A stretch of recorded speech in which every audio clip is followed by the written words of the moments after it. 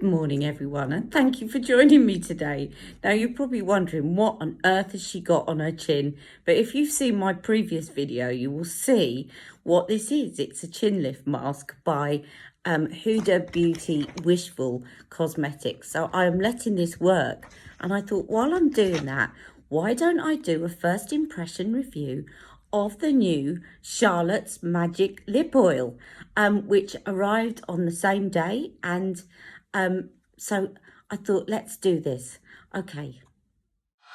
Now, I'm really hoping that this is a super duper product because £28 for 8 mils seems very expensive.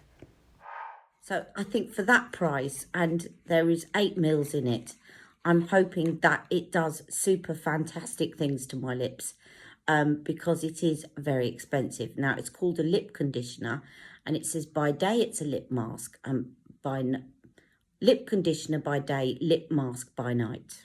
Okay, now here's what it says. You know, there's never a shortage of things to say when Charlotte releases a new item. Charlotte's Secret Crystal Infused Supercharged Lip Treatment for hydrated, luscious lips. Apply throughout the day or as an overnight conditioner. I think if you start applying it throughout the day, that 8 mils is not going to last you very long, but we shall see. I suppose it depends on how much it dispenses at a time. Now, in this lip oil, let's have a look at the ingredients, shall we?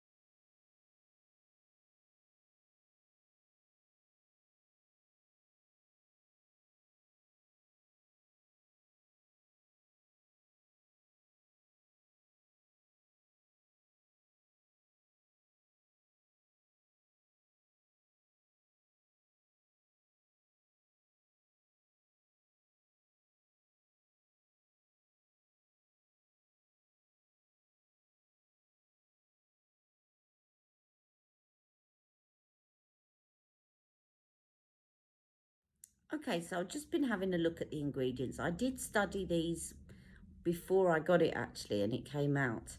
So there's a lot of oils in it. Oleic acid is sort of a component of olive oil, which is the first ingredient. And I will say that a lot of the active ingredients are first on the list. So that is a good sign. And it's also got some sort of plant extracts. Again, when I look them up, it's the thing about some of these, I'm really aware, having just done a review of the La Roche-Posay, which are quite straightforward, clinically proven ingredients like niacinamide and hyaluronic acid and vitamin C. You know, stuff that we got pretty good evidence that they work. I'm sort of pretty aware, having just moved on from that, to doing some Charlotte skincare and lip care, I should say, that there are a lot of plant ingredients that promise to do a lot of things, but you do have to ask yourself, what is the evidence? You know, and I think that's why I think with a lot of Charlotte's products, I always reserve judgment until I've tried them myself, because the night cream I absolutely swear by. And I've tried a lot of expensive skincare brands that only make skincare, and her night cream surpasses all of those things, with the possible exception of one that I use, which is DHC, vitamin C, which really helps to get rid of my pigmentation when it gets bad. But that does something different to the night cream. Anyway, so going back to this, it's got things like rose oil, it's got vitamin E. Then when you get down to the bottom, it's got things like ruby powder and amethyst powder and quartz, which worries me a bit, because I think, well, this better be very fine powder, otherwise it's going to feel quite gritty on the lips, or it's going to be quite irritating. And again, I often do ask myself, when they're saying things like gold, amethyst, crystals, whether that is part of the feel-good thing of treating yourself to something luxurious, or whether there is actually any evidence that these things do any good, because it started out with putting gold into ingredients, gold into skincare products, and then silver, and this platinum is even mentioned in some things. And now more and more things are being added to these products that sound really luxurious, you know, caviar, amethyst now. But is that just because it makes us feel good, that we've treated ourselves to something expensive? Or is it actually because there's any evidence to prove that it helps? Just a question to put out there. Let me know what you think about that. Having said that, they've got things like Camellia Oil, which Camellia Oil, I swear by, I've actually got Camellia Oil on its own, and I sometimes use that on its own. Good organic Camellia Oil, very good for the skin. You know, shea butter, very good for the skin. It has got a few little bits and pieces like lemon peel oil and citral and citric acid. Again, Nadine Baggott, I talked earlier on about this Psychoplast, talks about avoiding things like that on your lips because they can be potentially irritating. But that's not to say there are plenty of lip products that have those ingredients in it. So I'm not being hypercritical of Charlotte. So I think the only thing I can say is let's try it. Lots of ingredients there. And you'd have to be a chemist to really know what they mean and whether or not they're effective. And I could spend 2 hours researching them all. But the proof of the pudding is in the eating, or in the using, I should say. I'm not going to eat this. Not at 8 mils for £28. Okay, so let's put some of this on.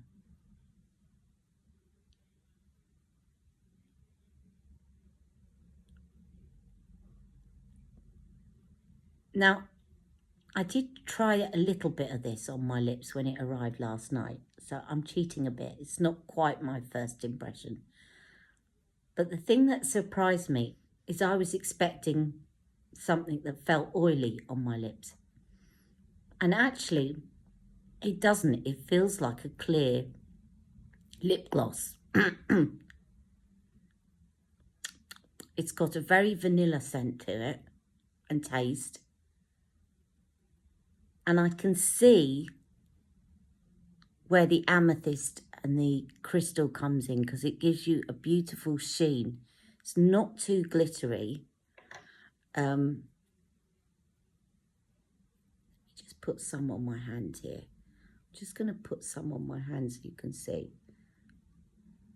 So it's more a sheen rather than shimmer. But you can also see the light reflection of the amethyst.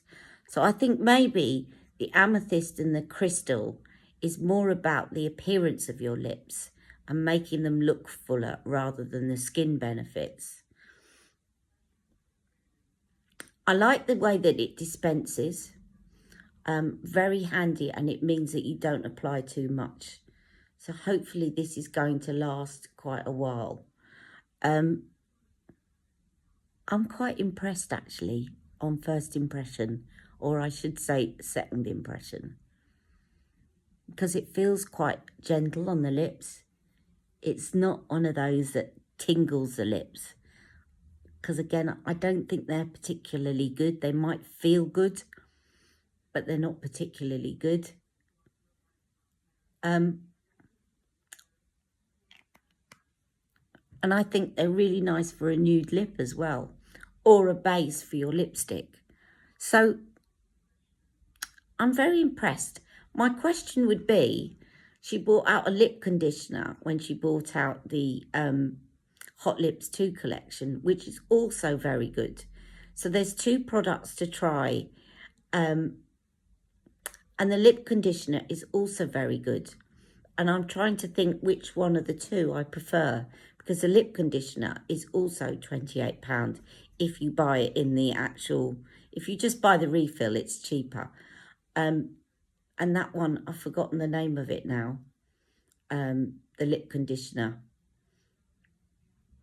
It will come to me. Word blind again. I think I prefer this because it feels a little bit lighter.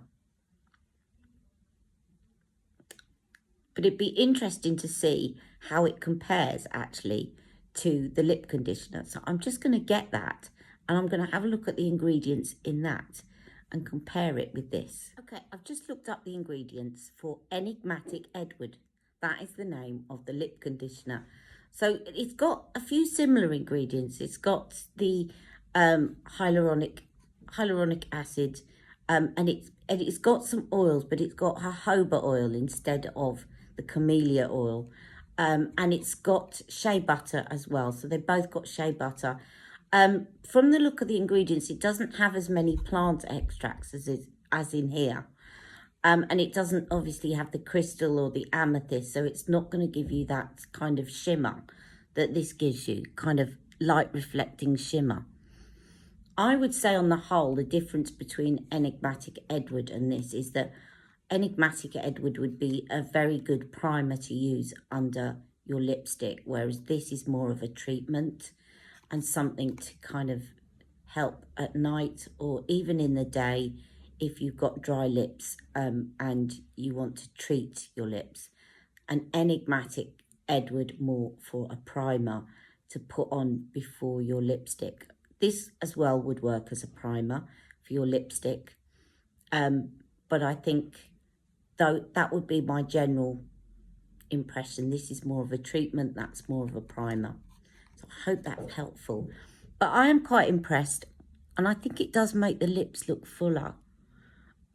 Is it worth £28? That's my only question mark. I don't know. We shall see. Let me know what you think. I think that's my only reservation about this, is it's quite expensive. Some of you will remember that a long time ago, Charlotte bought out another lip product called Magic something for the lips. And it was before I was following her. And I was really keen to get my hands on it because it had propolis in it. Now, propolis is a really good antibacterial product. It's very, very good for infection.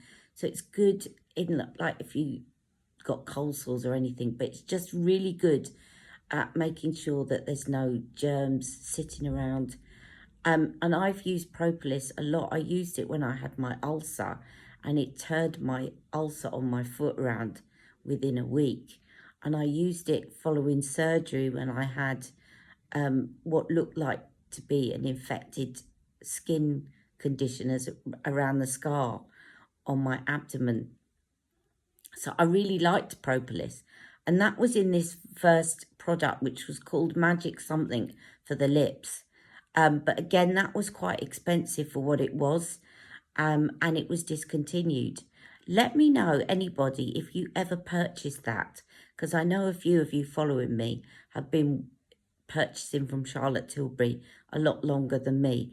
Did you buy the Magic product for lips that came out when she first introduced her line? And if so, what you thought of it?